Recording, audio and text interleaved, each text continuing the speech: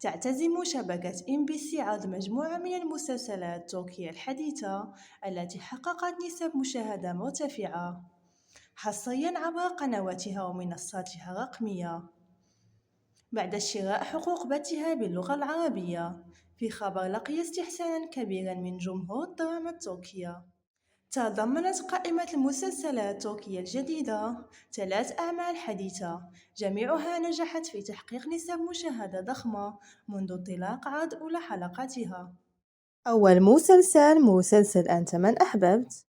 المسلسل يحكي عن قصة دجلة، هي فتاة ريفية تحصل على فرصة للهروب عندما يتزوجها إركان، وهو شاب من إسطنبول خلال خدمته العسكرية، ليدفعها ذلك إلى عالم المدينة البراق والقاسي، حيث تتصادم أسرار العائلة مع بدايتها الجديدة.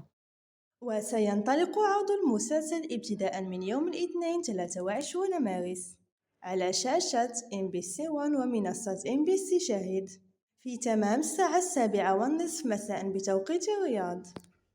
مسلسل العائلة هي الامتحان تحت مسمى أخي يحكي عن دوغان الجراح الناجح الذي انفصل عن عائلته المتسلطة في الماضي، لكنه الآن يضطر للعودة لمواجهة ماضيه وأسرار والده بعد سنوات من القطيعة، ليجد نفسه بين خيار حماية أرواح مرضاه أو التورط في أعمال عائلته غير المشروعة. سيعرض المسلسل بداية من يوم الاثنين 23 مارس على شاشة MBC1. مسلسل تحت الأرض الذي سيعرض باسم مسلسل في الظل.